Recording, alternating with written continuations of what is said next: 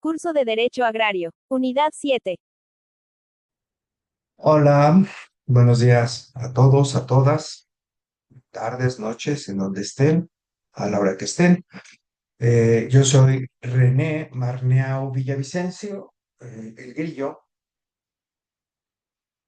maestro de la Facultad de Derecho en la Benemérita Universidad Autónoma de Puebla. Esto lo repito permanentemente en cada unidad para las personas que se acercan solamente a este material o a esta unidad y digan, bueno, ¿de qué se trata esto, no? Entonces, tengo 20 años dando clases en la universidad, trabajé 17 años en tribunales agrarios, conozco el- la materia relacionada con lo agrario y este material son las clases en relación con las unidades de derecho agrario. Bien, en la universidad, derecho, tiene su material en la plataforma. Maneja Horizon Virtual, Virtual Horizon, Horizon Virtual. Es igual. Ya ven que los gringos voltean todo. Y este material que está en la plataforma contiene derecho agrario, por supuesto, como todas las materias.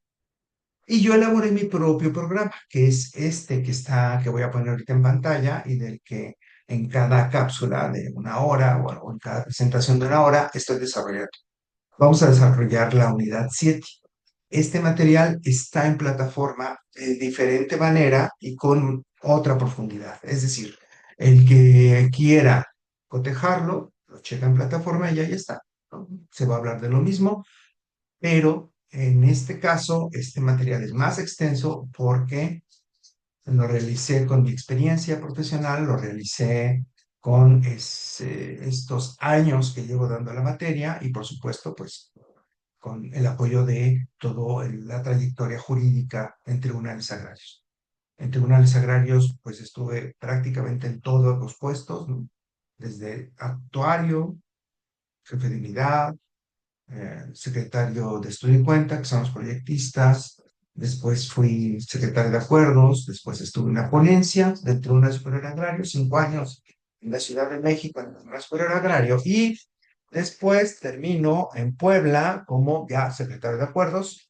Yo ya no quería estar en la Ciudad de México y el siguiente paso era ser magistrado y la verdad, no, pues, la veía complicada y dije, no, mejor vámonos. Entonces me regresé a Puebla, estuve 5 años y ya renuncié aquí en el Tribunal Unitario Agrario, Distrito 37, pero mi carrera fue de 17 años. Entonces sí, más o menos conozco este material y hay alumnos aquí que están en clase, porque esta es una clase a distancia, que tienen experiencia, que saben de la materia, que me han aportado en otras cápsulas o en otras presentaciones de unidad. Y bueno, en caso de que quieran participar, yo les voy a dar el uso de la voz para que puedan también enriquecer, ¿no? De hecho, el canal tiene este eslogan que dice compartir, entrelazar y aprender, que digamos que es el proceso del aprendizaje. Compartes lo que conoces, quien lo recibe entrelaza con conocimientos previos, o sea, no existe esta tabla rasa de la que se hablaba en la antigüedad, de que pues, era una educación en donde el maestro lo sabía todo, el alumno no sabía nada y solo se vertía conocimiento como si fuera un jarrón o una tabla en la que ibas a escribir y lo asimilaba, pues eso no sirve de nada o de muy poco. Como memorizar tampoco sirve, ¿no? Está demostrado que el aprendizaje significativo es el que trasciende en la vida de las personas y esto es entrelazándolo con otros conocimientos. Es decir, llevando a cabo un proceso de llevar lo nuevo con lo conocido y entrelazarlo y de ahí aprender. Por eso el eslogan es compartir, entrelazar conocimiento y aprender. Además de esto, de este material que son mis clases y que voy a estar grabando, también tengo otras clases y otros materiales que he producido y entrevistas y muchas cosas que hay aquí en el canal para el que lo quiera revisar. y personas que trabajan en la psicoterapia, personas que han estado en grupos de alcoholismo o de adicciones, personas que han hecho yoga y lo entrelazan con la psicología, porque son las áreas que conozco, ¿no? Psicología y derecho. Juristas también. Bueno, pues ahí está, para que quien quiera lo revise. Ahora vamos a ver la unidad 7. La voy a poner en pantalla en un segundo.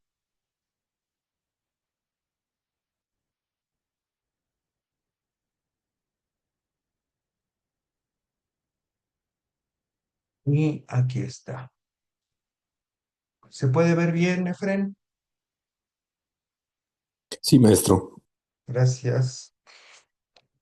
Bien, pues entonces hoy toca la unidad 7 que nos habla de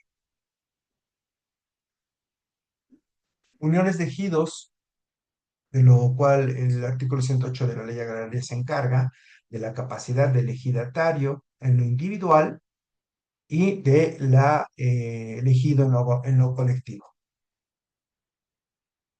Bien, recuerden estos artículos 79 de la Ley Agraria, que es para el ejidatario, y 108 que es para 79 para el ejidatario y 108 para el ejido. Laura, si apagas tu cámara, porfa, o pones ahí tu rostro, cualquiera de las dos, porque nada más se ve un foco ahí raro. Bueno, el artículo 108 de la Ley Agraria nos señala precisamente, un segundito,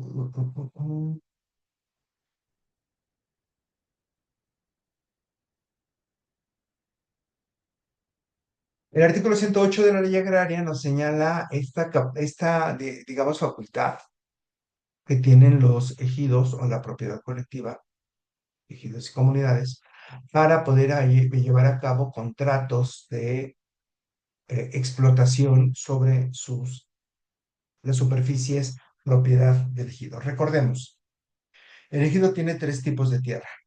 Una de ellas es la zona parcelada, que son en donde está la cuadrícula y ahí están las parcelas. La zona de uso común, que es la zona que explotan todos de manera colectiva, en donde se hace el trabajo. Estamos hablando de propiedades que se forman, escuchen, a principios del siglo pasado con un formato prehispánico. Entonces había esto todavía lo tienen ejidos que están lejos de las ciudades, pero los que están cerca ya no, que se hace el tequio. Perdón, y el tequio es este trabajo gratuito, individual, a favor de la comunidad para beneficio, ¿no? De la explotación de estas superficies se hacen los caminos o se pintan las escuelas o cualquier decisión que tenga elegido para que entre todos, ¿no? Con su trabajo colectivo, exploten esas tierras y salga se obtenga dinero. Y por otra parte está la zona urbana. Y la zona urbana son las casas. Recordemos, en los ejidos la zona urbana pasó directamente a propiedad particular, ¿no? Es decir, cuando se certifica, que ya lo estudiamos en la unidad anterior, cuando entra Procede, que es el programa de certificación de derechos, programa de certificación y titulación de derechos ejidales, Procede, ¿sí? ¿Ok? Eh, pasa los solares, se pueden llamar solares, zona urbana, caseríos, ¿no? O o, bueno, son sinónimos, que es donde están las casas. Cuando se regulariza y se mide, se les da el título de propiedad y esto sale del ejido. Digamos que se cercena, se quita, se elimina esta parte del ejido, pasa a propiedad privada y lo único colectivo es zona parcelada y propiedad y zona colectiva. Hasta ahí vamos bien. ¿Ok? Los ejidatarios en lo individual no pueden ser forzados a dar su tierra para fines ajenos a su propia voluntad, ¿no? O sea, el comisariado o un grupo de ejidatarios o quien sea dentro del ejido no puede disponer de mi superficie, porque mi certificado de derechos ejidales ampara el uso y el goce. Por lo tanto, Si tengo estos dos derechos, nadie puede disponer de mi parcela, pero sí pueden disponer de lo colectivo, ¿no? Y entonces el ejido, ¿qué es lo que hace? Que la ley permite llevar a cabo asociaciones de tipo mercantil o de producción rural, que también los marca la ley, para unirse con otros ejidos o con particulares. Es decir, empresarios que necesiten tierra y que no la tengan, el ejido se las puede rentar. Y ustedes dirán, pues, ¿cuál es el gran avance? Bueno, pues el gran avance en este sentido mercantil, es que antes de la reforma de 1992, los ejidos no tenían personalidad jurídica. Eran entes de interés social. Así se les denominaba. Entes de interés social o entes de interés público, algo así, pero no eran sujetos de derecho. Es decir, los ejidos no podían rentar, tenían que explotar ellos mismos su tierra. Y entonces esto, dice Salinas de Gortari, en su exposición de motivos, cuando cambia el contenido de la ley agraria, dice, hagamos de estos ejidos sean ya adultos y quitemos el paternalismo. En realidad lo que quería era privatizar la tierra. Y dice, lo que les vamos a proveer ahora jurídicamente es su personalidad jurídica para ser los sujetos de derecho, es decir, un sujeto de derecho es una persona con la idoneidad requerida para obtener derechos y obligaciones, ¿no? Yo soy una persona jurídica, yo puedo obligarme, ¿no? Y puedo obligar a los demás a través de los contratos. Entonces, démosles a los ejidos personalidad jurídica y con ello la capacidad de contratar. Y con esta capacidad de contratar, pueden los empresarios entonces ahora sí acercarse y decir, ok, yo no te voy a comprar tu tierra, pero te la rento. Marca la ley agraria que estos contratos pueden ser hasta por 20 años de arrendamiento, ojo, y debe intervenir la Procuraduría Agraria para revisar que no sean contratos abusivos, ¿no? Desproporcionados, como protección en relación con los intereses del ejido, ¿no? O sea, que no los agarren de bajada. Esa es la idea. Entonces, los ejidos, ya con su personalidad jurídica, tienen esta capacidad de rentar lo colectivo, no lo individual, no las parcelas, y obviamente el comisario de ejidal, recuerden que sus atribuciones son de apoderado legal y de dar cuentas al ejido. Entonces, en usos de las atribuciones, la asamblea, recordemos, artículo 23 de la ley agraria, puede llevar a cabo contratos de arrendamiento sobre tierras de uso común. Y estas atribuciones deben de tener, perdón, sí, estas decisiones colectivas se llevan a cabo a través de asambleas que deben de cubrir los requisitos necesarios que marca la ley, ya sean asambleas simples o asambleas de formalidades especiales, ya hablamos de ellas, y entonces una vez cubiertos estos requisitos, el acta, una vez jurídicamente, digamos, plena, que no tenga vicios, que estén todo cubierto en relación con el quórum y los requisitos, perfecto, vamos a contratar. Y autorizan al comisariado a arrendar sus tierras. ¿Cómo lo autorizan? Pues que lleve a cabo un contrato con, por ejemplo, Chiles Verdes, ¿no? Se me ocurre, o con La Morena, o con empresas, ¿no? Es decir, ok, te voy a rentar mis tierras, empresa, eh, va, vamos a hacer un contrato, porque el comisariado es el apoderado, vamos a hacer un contrato, y este contrato va a estipular cuánto me vas a pagar, cuánto va a durar y todo esto. Hasta ahí todo va bien, ¿no? Entonces ejecuta el comisario general la voluntad de la asamblea y ellos son los que firman el contrato con a la empresa o elegido o quien quieran, ¿no? Ya con esta capacidad jurídica pueden hacerlo. Y una vez firmado ese contrato, las ganancias, recuerden que el comisariado tiene, digamos, la obligación, artículo 33, de repartir el dinero conforme lo haya acordado la asamblea, ¿no? Previa autorización de ese contrato. La asamblea aprueba los contratos, ¿no? A ver, comisariado, tú firmas un contrato. Ah, aquí está el contrato. Ah, perfecto, lo aprobamos. Órale, después, ya, entra en vigor y se reparte el dinero. Esta posibilidad era inexistente antes de 1992. Pues la ley es del 93, ¿no? Principios del 93. Entonces, antes del 92 no había esta posibilidad. Aquí está. Es importante señalar que hasta la anterior legislación, Ley Federal de Reforma Agraria, los ejidos y las comunidades no podían efectuar uniones entre ellos o asociaciones mercantiles, de las cuales señala el artículo 1 de la Ley General de Sociedades Mercantiles, que son sociedades anónimas, sociedades de interés, asociaciones civiles. Ahí marca el artículo 1 cuáles son estas asociaciones y que la ley agraria las permite. Entonces, con base en esta facultad, como no podían efectuar asociaciones mercantiles dotadas ya. Es por ello que con la personalidad jurídica que otorga el artículo 9 pueden ser sujetos de derecho. ¿Por qué? Porque recordemos que un ejido es una, perdón, un ejido es, ay, se me ocurrió el que hacer, ejido. Les iba a decir un grupo de personas con personalidad jurídica y patrimonio propio, pero en realidad la definición jurídica es, ¿por qué se me fue? Lo he repetido 20 años. Núcleo de población con personalidad jurídica y patrimonio propio, ¿no? Entonces, este núcleo de población con personalidad jurídica, artículo 9, y patrimonio propio, permite al ejido ya con personalidad jurídica, ya se le otorgaron, ahora sí, llevar a cabo las asociaciones o sociedades.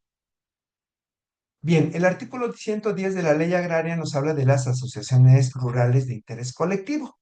Esta asociación rural de interés colectivo lo crea la ley agraria como una de tantas, ¿no? Porque también permite todas las del artículo 1 eh, del código de mercantil, ¿no? ¿Dónde está acá? O sea, la ley permite todas las asociaciones o tipo de relación jurídica del artículo 1 de la Ley General de Sociedades Mercantiles. Pero la ley agraria también señala con exclusividades, ¿no? Y vaya, es otra forma de asociarse y estas deben de registrarse aquí está, en el registro público de crédito rural o de comercio. Recordemos que todas las asociaciones deben de registrarse precisamente en el registro público, ¿no? Pero esta en especial se va a registrar en este registro, del cual, por lo que yo entiendo, es una oficina muy chiquita que está, creo, en la Ciudad de México y en realidad, pues, es de poca utilidad porque prácticamente todas estas asociaciones se van con el artículo 1 de sociedades mercantiles. Sin embargo, está la figura y está este registro público que se creó para registrarse. Entiendo que también todas esas asociaciones deberían registrarse aquí, ¿verdad? No lo sé, en realidad no lo sé, yo lo entiendo así. Pero si ya tienen el registro, digamos, anterior que obliga en la Ley General de Sociedades Mercantiles, pues estaría de más este doble registro. En fin, eh,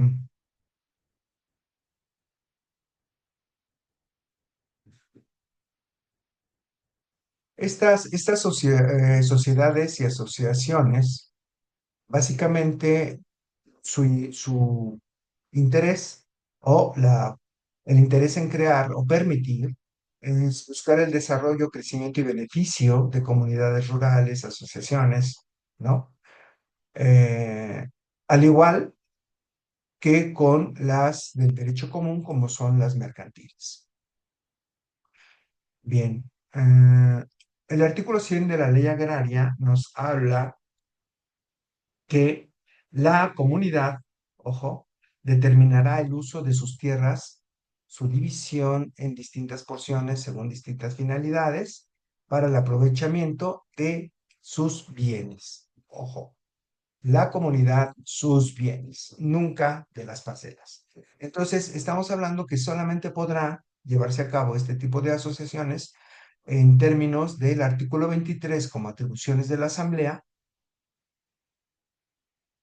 y con ello explotar o sacar provecho de sus bienes colectivos. Las sociedades agrarias de producción rural, los ejidatarios pueden formar una sociedad rural. Bien. Esto fue por lo colectivo y por la zona de uso común. Ahora, vámonos con las parcelas. Recuerden, el Calpulli, por eso vimos la historia del Calpulli, para que quede claro por qué todo esto es interesante en la ley. El Calpulli tenía dos características.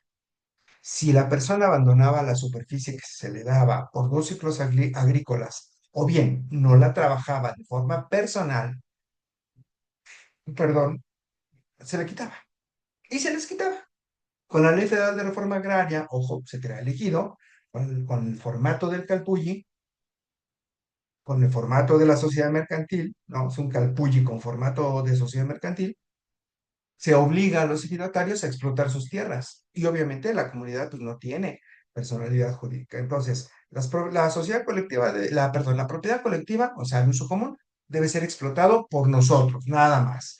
Y las parcelas las debe explotar el ejidatario. Y si no lo hace, se le quita. Así era.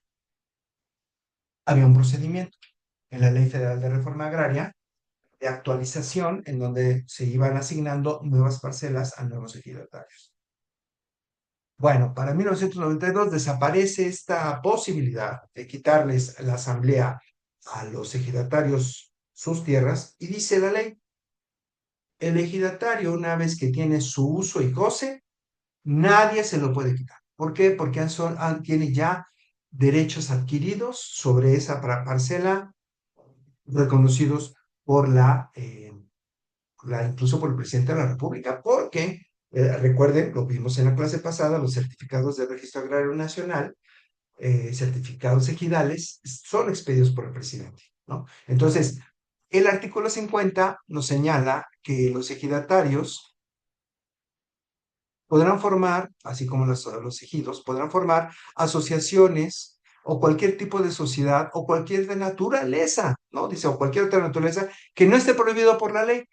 Es decir, de las señaladas en el artículo 1 de sociedades mercantiles. Esto para mejor aprovechamiento de las tierras, así para la comercialización y transformación de productos. Bien. ¿Qué está diciéndolo la ley? Tu ejidatario, en lo particular, puedes hacer con tu tierra lo que se te pegue la gana. ¿En qué sentido? Puedes hacer contratos de aparcería, que le llaman, o mediería, con medieros. ¿Qué es esto? Yo puedo poner la tierra, la otra persona pone la semilla y el trabajo, y el producto nos lo dividimos. Yo puedo rentar mi tierra, mi parcela, ¿no? Sí, mi superficie, por el tiempo que yo quiera, ¿no? Con cualquier persona, incluso con particulares, no necesariamente ejidatarios, porque yo soy el titular del uso y el goce. Y estos contratos no los tiene que aprobar la Asamblea. Son solamente mis contratos y mis intereses. Me decía una alumna, oiga, profe, pero entonces ya está prohibido que las personas construyan su rancho y su casa o una casota en su parcela porque entonces perdería la vocación. Pues fíjate que no, porque el ejidatario puede hacer lo que se le pegue la gana, incluso abandonarla, incluso tenerla parada o meter ahí no sé, las personas que quiera. O sea, no hay impedimentos en relación con la explotación, ¿no? De la superficie. Es mi parcela y yo puedo hacer con ella cualquier tipo de asociación, arrendamiento o de cualquier naturaleza, dice la ley, siempre y cuando no sea contraria a la ley. Pues bien, entonces con esto, ¿qué es lo qué es lo que se intenta?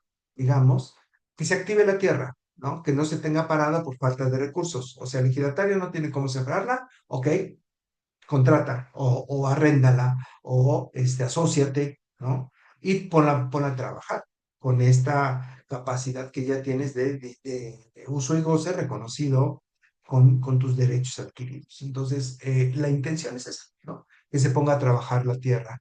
Los artículos 111, 112 y 113 nos indican que pueden conformarse sociedades de producción rural, ya lo habíamos visto antes, entre diversos sujetos de derecho agrario, que significa que varios ejidos o comunidades pueden asociarse, ¿no?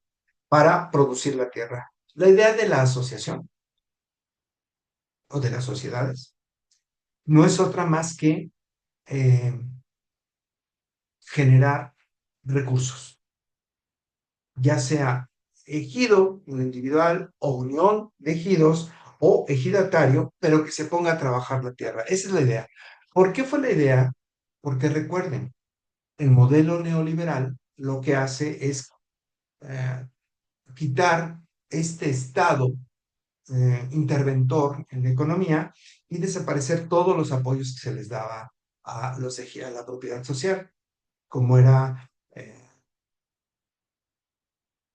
el diésel, o sea, lo daban muy barato, no recuerdo ahorita el término, tiene su término, y con ello Subsidiaban.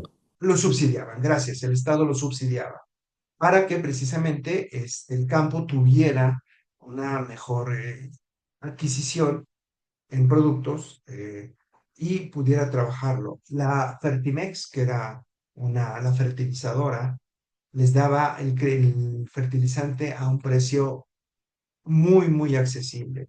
Existía una red de, de apoyo para comercialización de productos en donde se le eliminaba el coyotaje, ¿no? Que básicamente pues es eh, CONASUR y todas estos grupos, ¿no? De tiendas colectivas que de alguna manera entre ellos hacían o vendían sus productos. Había un banco que se llamaba Ban Rural que daba créditos porque pues, obviamente la banca privada no daba porque no eran embargables los ejidos. Entonces, al no ser embargables, yo no te voy a prestar dinero, ¿no? Ok.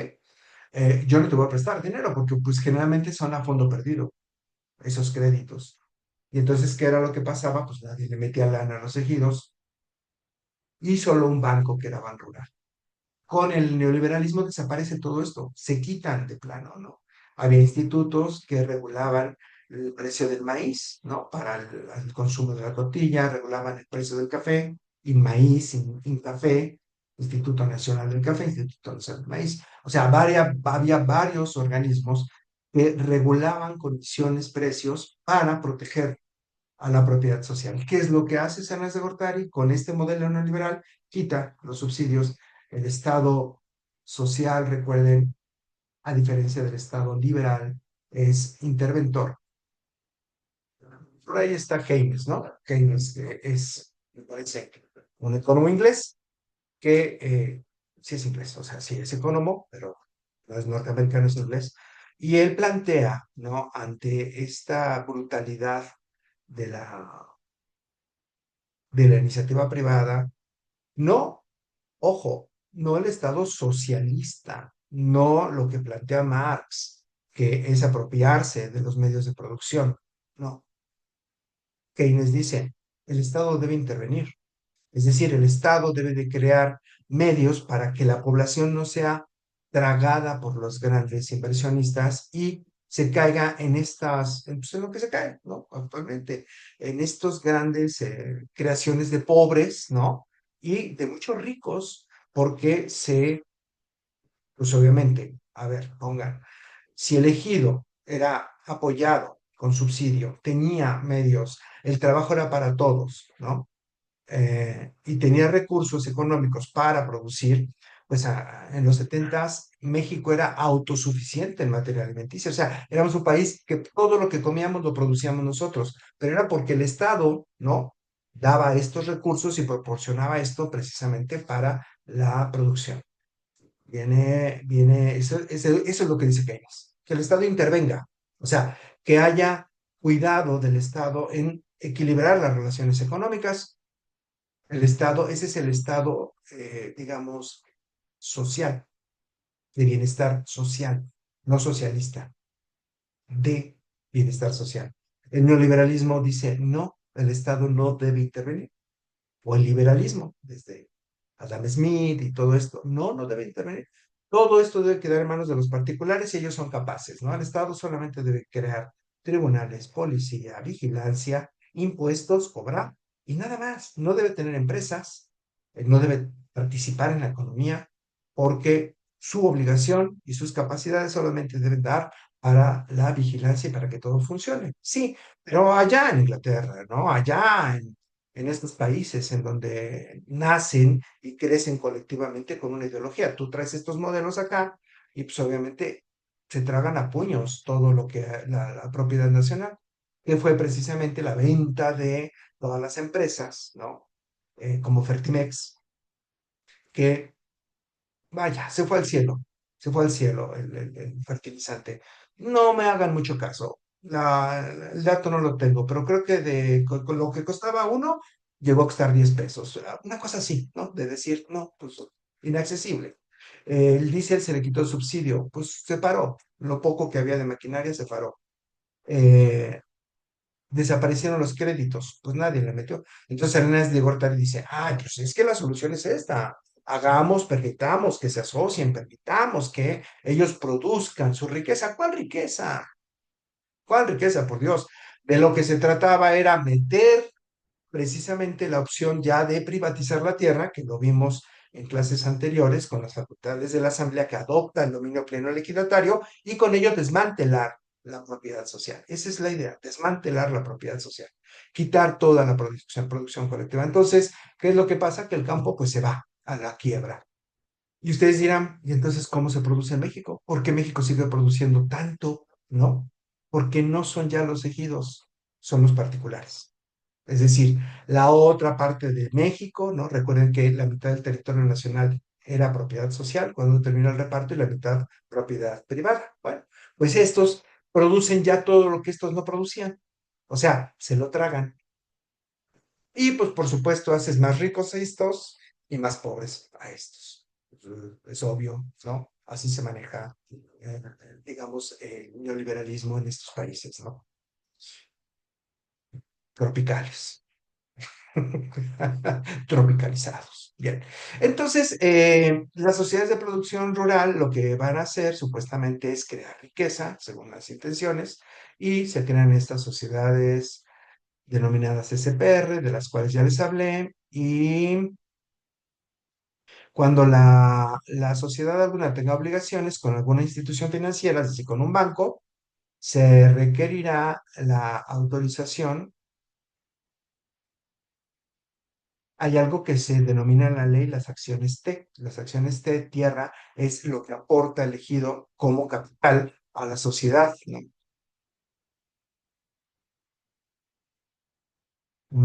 De esto, honestamente, es materia mercantil, son sociedades. Yo en tribunales, pues obviamente jamás vi uno de estos, pero la intención es que sepan que existen instrumentos para asociarse como particulares y echar a andar la tierra siempre y cuando se llegue a un buen arreglo como empresarios, ¿no? Y bueno, aquí ya nada más repaso esto que les decía, la historia. La ley federal de reforma agraria no permitía al ejidatario arrendar su tierra o sacar provecho de su tierra porque la figura del calpulli no lo permitía, tenía que ser el trabajo individual, directo y sin abandono. Entonces, si pasaba esto, se le quitaba. Ahora ya no. El artículo 79 puede aprovechar su parcela directamente o conceder a otros ejidatarios o terceros su uso o usufructo, que son sus derechos individuales, mediante contratos de lo que les dije, a parcería, mediería, asociación, arrendamiento o cualquier otro acto no prohibido por la ley, sin necesidad, y esto es lo más importante, de autorización de la Asamblea. Es decir, yo como ejidatario no requiero autorización de la Asamblea, yo hago lo que se me pegue la gana, ¿no? Tan, tan, se acabó. Y puedo explotar mi uso y goce. Y aquí pongo precisamente el análisis que yo siempre intento enseñar en mis clases de, bueno, ¿por qué ahora sí que por qué somos como somos, ¿no? ¿Por qué pasa lo que pasa en México? Lo anterior solo puede explicarse confrontando la legislación actual con la Ley Federal de Reforma Agraria y con la historia de prehispánica. Eh, Se prohibían estos contratos, de ahí viene, ¿no?, el derecho social. Cuando entra el neoliberalismo, quita todas estas posibilidades y se crean las ficciones jurídicas o figuras jurídicas para poder ya crear la riqueza. Pues obviamente no se creó nada. O algunos ejidos que también los debe de haber, pero son los menos, ¿eh? O sea, son los menos, los que tienen muy buena tierra, ¿no? Y están cerca de vías de comunicación para mover sus productos, o sea, no es el común la riqueza que puedan crear estos ejidos.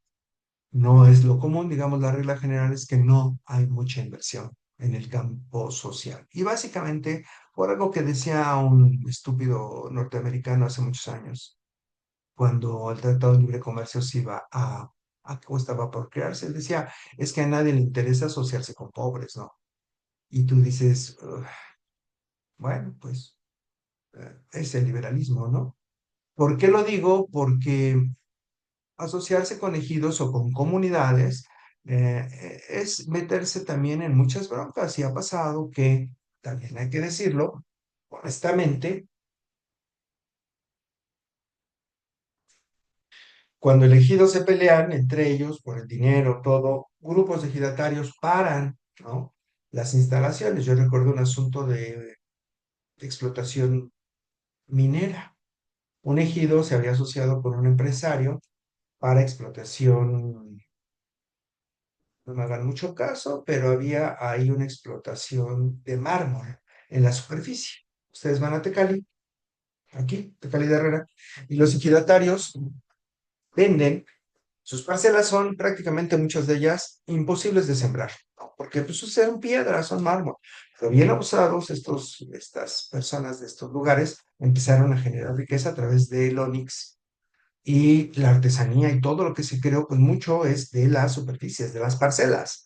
Entonces, estos cuates en Oaxaca, me parece, sí, fue en Oaxaca, se asocian con un empresario, recuerdo era un cubano, pero tiene sus representantes mexicanos, pero era una cosa tremenda, ¿no? Mucha lana. Y entonces los ejidatarios aprueban el contrato, la asamblea aprueba el contrato, empieza a explotar, mete maquinaria el tipo y todo, pero ¿qué es lo que pasa? Que le dicen, este contrato, descubren que no era apegado mucho a la equidad. Es decir, que el comisariado, cuando llevaba la información a la asamblea, pues ya llevaba su lanotota ahí, ¿no? Entonces se dan cuenta de esto, Procuraduría no lo vio, etcétera, demandan en el tribunal, paran la empresa y la truenan, ¿no? Entonces el tipo decía, bueno, déjenme sacar mi maquinaria. No, tampoco, ¿no? Entonces, no te dejo trabajar, no te dejo sacar tu maquinaria y hazte como quieras. Y ustedes, ahí viene una disyuntiva, ¿no? Y un discurso muy grande que dices, bueno, ¿para qué quieren piedras si no las pueden trabajar? Pero son sus recursos, diría el otro, ¿no? Pero entonces, es el dilema, ¿no? Es el dilema. Déjate explotar comprándote de a peso lo que tienes, ¿no? Siempre y cuando te dé para comer, y a mí déjame enriquecerme, ¿no? Porque yo sí tengo con qué explotar. Cuando se habla de justicia o de injusticia, es muy complicado, ¿saben? Porque la justicia es un valor y el valor es subjetivo, ¿no? Lo que para uno puede ser justo, para el otro no. Es justo sacar a una viejita chimuela y jorobada de su casa, ¿no? Así ya, bien triste la escena.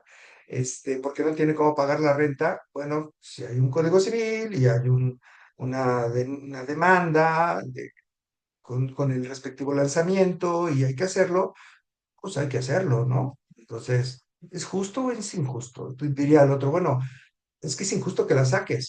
Bueno, métela a tu casa y dame la mía, ¿no? O salte de tu casa y métela a tu casa y déjame a mí trabajar, ¿no? Porque eso es lo justo para mí. Vaya usted a saber. Es un problema esto de la justicia porque el derecho no es justo ni es injusto y es uno de los grandes problemas. Yo esto lo veo en teoría del derecho. El derecho no es justo ni es injusto. El derecho o es positivo o no es positivo. Tan, tan, ¿no? El derecho es verdadero o es falso. Ni es verdadero ni es falso. Ni es justo ni es injusto. El derecho es positivo, no es positivo. ¿Qué significa esto? Está hecho conforme a los lineamientos, ¿no? Para Kelsen, lo positivo es que tenga todos los requisitos necesarios, ¿no? Para ser derecho, es decir, que tenga eh, el proceso legislativo, la votación, la publicación. Si todo esto se cubre, es positivo, ¿no? En este afán de pegar las ciencias sociales a las ciencias exactas. El positivismo, ¿no? Del siglo, de principios del siglo, mediados del siglo. Bueno, Kelsen por ahí de los 30, ¿no? 40 del siglo pasado. De hecho, estuvo en México, estuvo en el Kelsen. Y entonces, ahí dice Kelsen, si esto es positivo, entonces es derecho. ¿Qué no es derecho? Por eso en su libro, Teoría del Derecho, Teoría Pura del Derecho, empieza con la gran división. Esto es moral y esto es derecho. Para diferenciar, ¿no? Lo ético, lo justo del derecho. Entonces, pues, dice, derecho solamente es el que es positivo, no es que sea justo ni es injusto. Y entonces, pues llega un gobierno y cambia la ley. ¿Es justo o es injusto? Es positivo. Llega otro gobierno y pone otra ley. ¿Es justa o es injusta? Pues es positiva. Por eso cuando decían de las reformas, ¿no? De la 4T, cuando la Corte, me parece, o muchas cosas, es que no es justo. Y entonces fue Diego Valadez, ¿no? En una entrevista que le dijeron, dijo, pues podrá hacer lo que sea, pero es derecho. O sea, es positivo. Ahí está el Senado, ahí están las dos cámaras aprobándolo, ahí está la votación, ahí está todo, ¿no?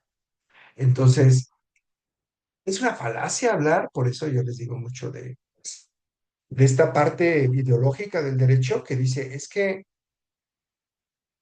los tribunales se pintan como paladines de la justicia. De hecho, se llama Tribunal Superior de Justicia, ¿no? O Suprema Corte de Justicia. No son tribunales de justicia, eso es una verdadera mentira. Son tribunales de derecho, tan tan, no aplican justicia. La justicia es completamente subjetiva. Y hagan lo que quieran. Es la gran discusión entre el derecho, entre el justnaturalismo y el justpositivismo, ¿no? O sea, son las dos grandes visiones. Solo es derecho, dicen los justnaturalistas, lo que es justo. Y los justpositivistas dicen, solo es derecho lo que está elaborado conforme a los lineamientos del propio derecho. Vivimos en un país positivista. Entonces, pues así está la cosa y que no se hagan los justos, ¿no? Son tribunales de derecho, no de justicia. Bien, no sé si quieran o tengan preguntas o quieran ampliar, profundizar en algo y con mucho gusto lo hacemos. ¿Alguien quiere comentar? Por favor, si pueden levantar su mano, si pueden hacer alguna IME Café, claro, Instituto Nacional del Café, gracias. Si quieren participar, pues solo levanten su mano o bien abran su cámara, yo los escucho.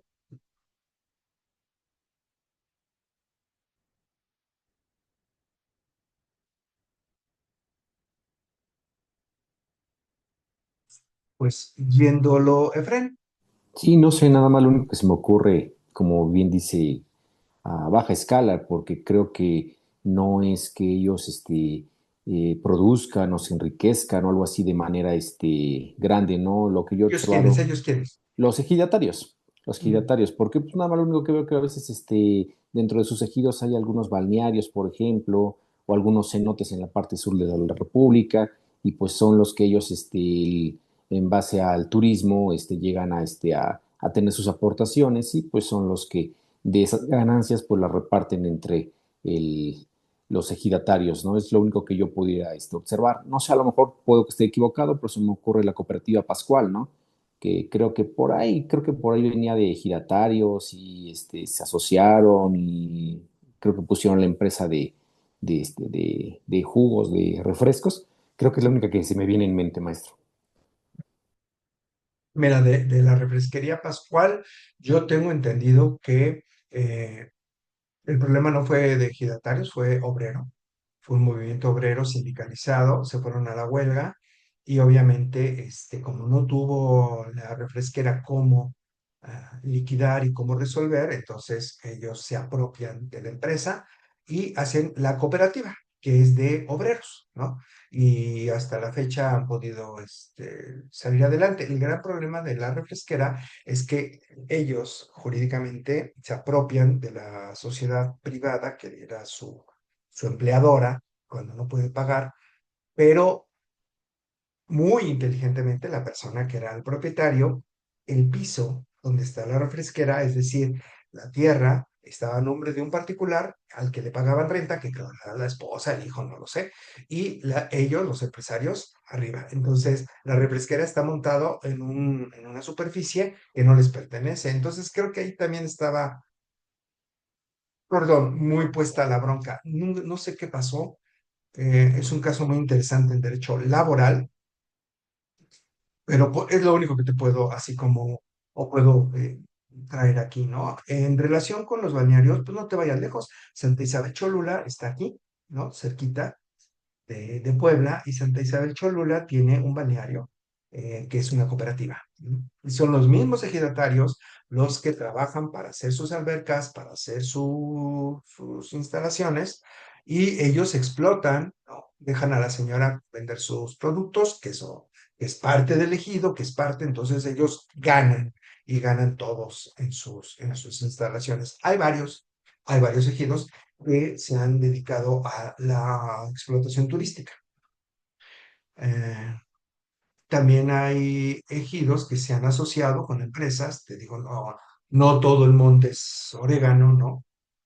Sí hay ejidos que lo han podido lograr, pero en realidad la gran mayoría pues, no lo logra por los intereses fuertes que hay al interior, porque los ejidos se llegan mucho a dividir hacia el interior, precisamente lo que pone en peligro a las empresas, porque hay muchas, porque tú dirás, bueno, es una sociedad mercantil, pues total, si hay una sociedad mercantil que entre la policía.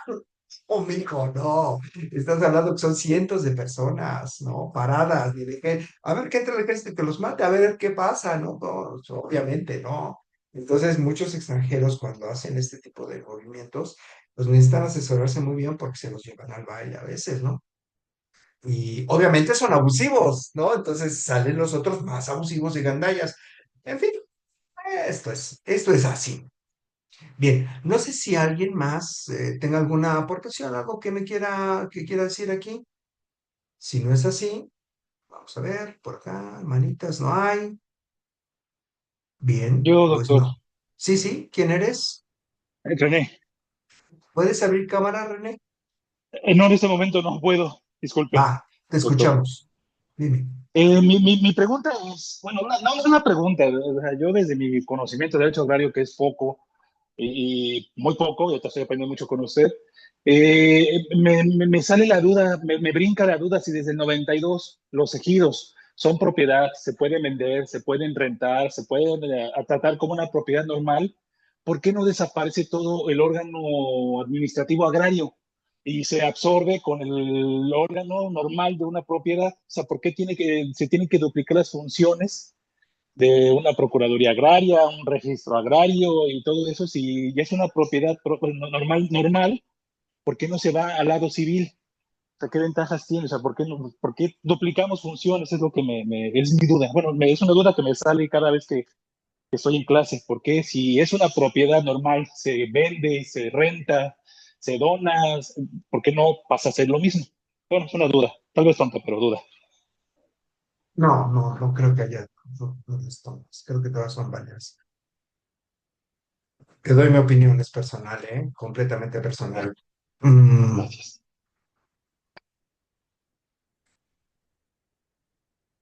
Yo les doy mucho de la parte histórica de México, que prácticamente es una clase en donde 400 años o 500 años de historia se las hago en una hora, para explicarles por qué México tiene este formato y por qué se ha dado de esta forma todo lo relacionado con la tierra, es decir, la propiedad social y sus características. Elegido, ojo, René, elegido, en términos del artículo 23, fracción 13, pues son 14, la 13, dice, el ejido puede desaparecer si así lo desea. Es decir, ¿qué necesita el ejido? ¿Qué necesita? Ser una asamblea de formalidades especiales y decir, se otorga dominio pleno a todas las parcelas, todas, y que todos estén de acuerdo. Votación. Todos deben de estar de acuerdo. Con los que no quieran, sigue la parcela, ¿eh? Puede haber un ejido de 1000 parcelas, pero dos no quieren, bueno, todas quieren dominio pleno, pero dos no. Y sigue existiendo el ejido porque hay dos parcelas que no quieren, ¿no? ¿Y por qué no quieren? Pues porque no quieren, porque no les interesa, porque es lo suyo, ¿no? Así porque se les pega la gana. Entonces, sí puede el ejido desaparecer, puede fusionarse con otro ejido. Actualmente yo te engañaría si te diera una estadística de cuánta propiedad social ha pasado ya a propiedad privada. No lo sé, no lo sé. Pero sí sé que es mucha. Es decir, la intención de la reforma fue desmantelar, por eso yo hablo mucho de desmantelar la propiedad social. Es decir, pasar todo esto que era colectivo a propiedad individual. Hay ejidos que no les conviene, y no les conviene por razones de apego a la tierra, y es algo que yo creo que tú y mucha gente no podría entender. Por ejemplo, si tú te vas a Oaxaca, a la parte, yo estuve muchos años en la Mixteca, a mí, y también estuve en Chihuahua, ¿no? Yo trabajé en tribunales agrarios de Oaxaca y de Chihuahua. Son dos mundos completamente diferentes, ¿no? Este completamente indígena y este completamente blanco. Blanco en relación con la mentalidad y parecidos a los gringos, y el otro con mucha costumbre, con mucha cultura, con mucho apego. Y los ejidatarios en Oaxaca decían, es que tienes que dejar tu tierra por esto, por esto, por esto, y te la ganó al otro. Y él decía, no, no me voy a salir a menos que me mates. Así, a menos que me mates. Pero ¿por qué? Se les preguntaba, ¿no? Pues yo fui actuario, yo iba a las ejecuciones. ¿Por qué? Porque yo tengo mi ombligo enterrado aquí. Y es algo que tú tal vez no puedas entender.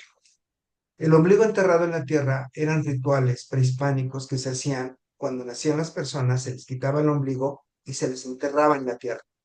El pedazo de ombligo que quedaba, se les cortaba y se enterraba para vincular al hombre con la tierra. Y tú dirás, pero eso es estúpido, probablemente, para ti, ¿no? Para ti. Para mucha gente no. Para mucha gente se la pego. Y tú dices, pero sí, esta parcela no vale 3 centavos, o sea, es pura piedra. Sí, pero esta parcela fue de tata, de mi tata, de mi tata. Por lo tanto, aquí están los ombligos de toda mi familia, mi cultura, mi familia, y no me voy a salir. Por eso. México no es Puebla, tocayo. México no es la UAP. México es un país extenso, rico culturalmente y con mucha divergencia política, cultural, ¿no? Entonces, para mucha gente de este lado es difícil entender a estos, y estos ven a los otros rarísimos, ¿no? En Chihuahua yo estuve y la gente decía, bueno, perdí, voy a trabajar. Y seguían en sus trocas y volvían a hacerse de tierra, ¿no? Así como que, pues ya, ¿no? Porque no hay apego a la tierra, es mercancía. La tierra es mercancía. Allá, tal vez para ti también, mucha gente de acá, para allá no. Para allá la tierra es vínculo con lo sagrado. Esa es una explicación que yo te puedo dar, así, muy somera. Habría que ver, vete a Sinaloa, vete a Nayarit, vete a Yucatán, vete a Veracruz, ¿no? No es tan fácil decir, pues ya, ¿no? O sea, pues es mercancía, pues ya, sálganse, ¿y para qué doble? ¿Y para qué este? ¿Y para qué el otro? Precisamente porque México no es uno, no es como Estados Unidos, ¿no? O como estos países que se fundan con pura gente de Europa, Canadá, ¿no? México no, porque incluso Canadá son franceses y son ingleses, ¿no? No, México tiene alrededor ahorita de 16 o 17 pueblos indígenas.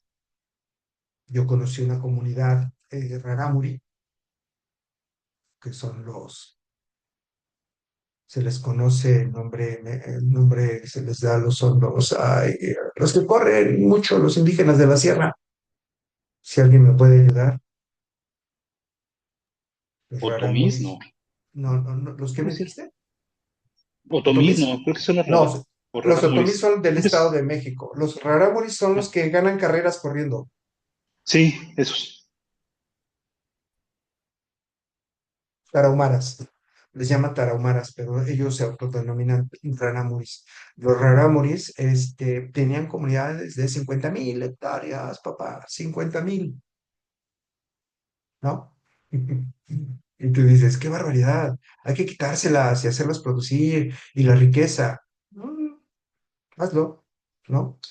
Diles que va a desaparecer y que ya es propiedad privada, hazlo, ¿no? No sé. Por eso, tocayo, eso es lo que te puedo decir. No sé si te pude ayudar o no. No, sí, sí, sí, me amplía la duda. Ahora tengo más aristas de lo que refiere a mi duda de por qué.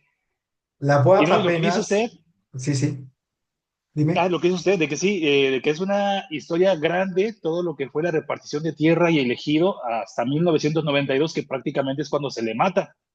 Y sí, eso sí tenemos que estudiar y verlo, pero cambia completamente del 92 para acá, ¿no? Y sí, entiendo que mucha gente ve la tierra diferente a como la ven otras personas. Pero también mi duda va en lo administrativo. O sea, siento que se están repitiendo funciones. Digo, la Procuraduría Agraria ya puede ser con el Código Civil y así. No sé, siento que se está desperdiciando recursos, se están duplicando funciones, tal vez ya. Bien. Esto que tú planteas, tocayo, se llama adelgazamiento del Estado y es una de las prácticas liberales y es una de las prácticas de las personas que no es que sea malo ni sea bueno, es que ven el mundo de esta manera, ¿no? De esta manera muy mercantil y es correcta, también es correcta la otra, o sea, cada quien ve las cosas como se le pega la gana. El problema, yo por eso lo planteo desde la parte histórica y recuerdo en el siglo XIX, cuando estaban los juzgados civiles y a través de ellos, ¿no? Se les quitó la tierra a los pueblos indígenas. Esto fue a través de la ley de desamortización, con la figura del denuncio, y se generaron los grandes hacendados y por supuesto, les arrebataron la tierra a los indígenas, a los juzgados civiles. Zapata en la revolución, en plena revolución, dice, nosotros, los indígenas, necesitamos tribunales especiales. Obviamente la constitución los prohíbe, pero sí hay constituciones especializados, eso sí los hay, que son los agrarios, los laborales. Y obviamente estas materias que son colectivas, o sea, son explosivas. Campesinos y obreros hacen la revolución. Y no es casual, son los grupos más golpeados por el emprendedurismo, como le llames, o esta visión porfiriana de hacer México rico o aparentarse rico a costa de los pobres, ¿no? ¿Cuál es la enseñanza histórica? Ojo, si tú pones todo en lo civil, a estos los dejas bailando. Si los dejas bailando, te van a voltear el país, te lo van a voltear.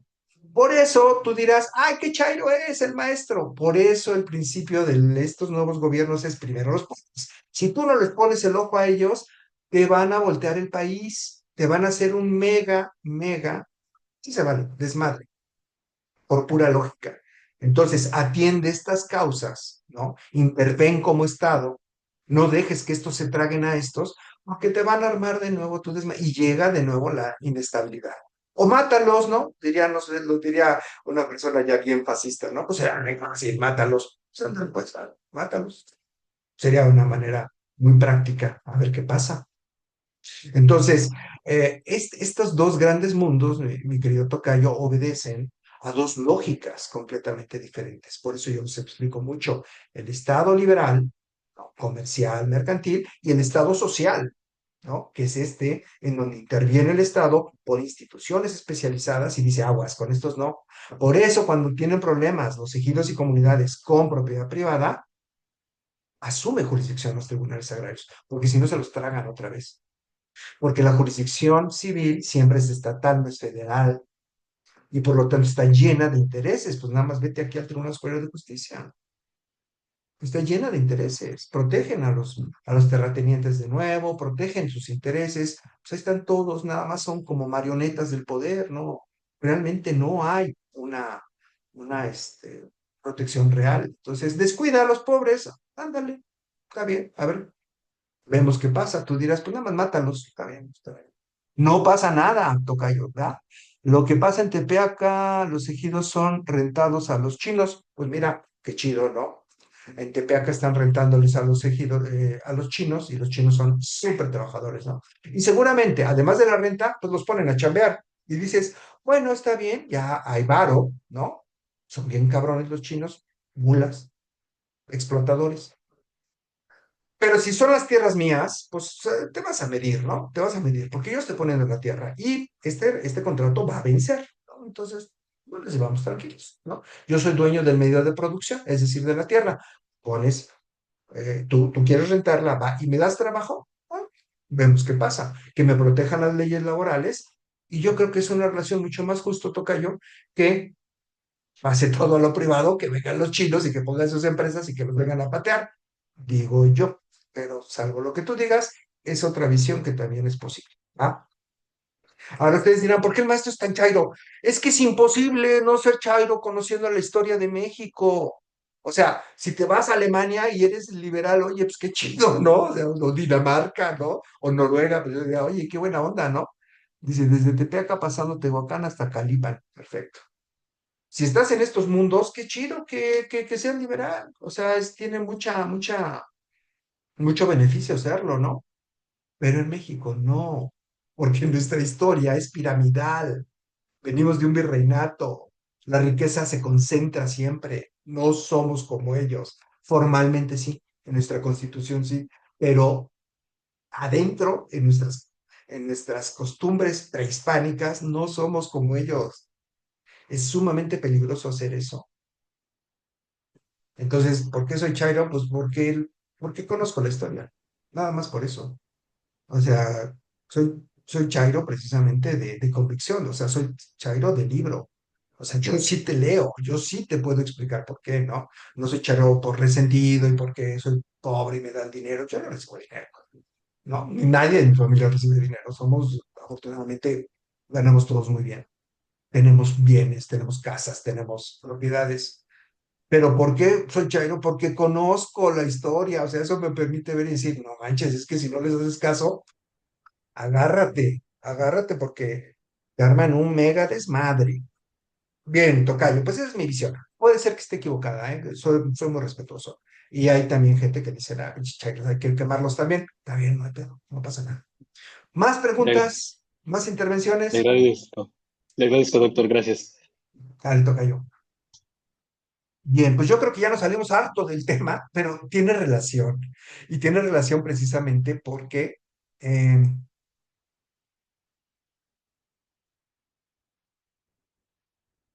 el Estado no interventor se responsabiliza, lo contrario, responsabiliza. Se quita la responsabilidad. El que no aprende a la primera repite la lección, pues sí. Eh, quita su responsabilidad y dice, ah, pues que vengan los empresarios a salvar la economía y las sociedades. Güey, güey, ¿no? Qué peligroso. Que se vuelva todo particular. En un país como México y con pueblos indígenas que son 17, estamos hablando de muchos pueblos indígenas, no estamos hablando de uno, ¿no? Estamos hablando de otra realidad que no es la nuestra. Es muy peligroso, es muy peligroso. Eh, en la estabilidad social, ¿no? Tan solo recuerda lo que pasó en el 94, ¿no? Con el ejército zapatista. Habrá quien diga, eso fue una farsa, eso fue el otro. Ahí están, no se meten con ellos, existen los caracoles, ellos ponen sus reglas y conviven en santa paz, pero nadie les quita su tierra, que vale oro. Nadie se las quita. Eso está muy chido. Eh, tiene que ver, tiene que ver toda esta unidad con precisamente esta visión, ¿no? Del tocayo que dice, es que esto es válido, ¿no? Pero yo diría en Estados Unidos, ¿no? Aquí es otro pedo.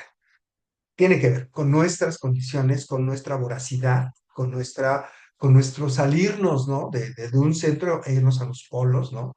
A ver la visión encontrada. Tiene mucho que ver. Y hay que conocer nuestra historia para decir o explicar esto. Eso es lo que yo les invito mucho, ¿no? Que conozcan la historia. Nos vemos entonces, ¿les parece bien? De aquí a 8 días. Y ya cerramos con la unidad 8. Me encantó esta unidad, porque yo pensé que era sumamente simple. Dije, ay, pues es muy chiquita, sí, sí, ven, pues voy bien breve, pero todo lo que se explica alrededor de ella es enriquecedor. Eh, Nos vemos de aquí a 8 días y continuamos. Les agradezco mucho. Soy René Marneau, el grillo, y soy grillo no por la política, ¿eh? No soy grillo de, ¿qué hace ruido en la política? No, para nada. Soy grillo porque mi mamá, y eso es algo que les tengo que compartir porque soy grillo, me decía que siempre veo como grillo, o sea, que yo pongo los ojos así y cuando estoy pensando hago esto y que los grillos no mueven la cabeza porque los grillos tienen la cabeza pegada al cuello. Entonces hacen esto, ¿no? Entonces dice, no me veas como grillo, me decía mi mamá, o no veas como grillo que te estoy hablando, veme. Entonces, por eso soy grillo, no es por otra cosa. Y bueno, ay, nos vemos, cuídense mucho y gracias por estar aquí. Soy René Manao el Grillo, nos vemos en la próxima unidad 8. Síganme en YouTube y seguimos trabajando. Hasta luego. Muchas gracias, profe. Hasta luego. Adiós, Alberto. Gracias, doctor. Buen día a todos. Chao. Adiós, doctor.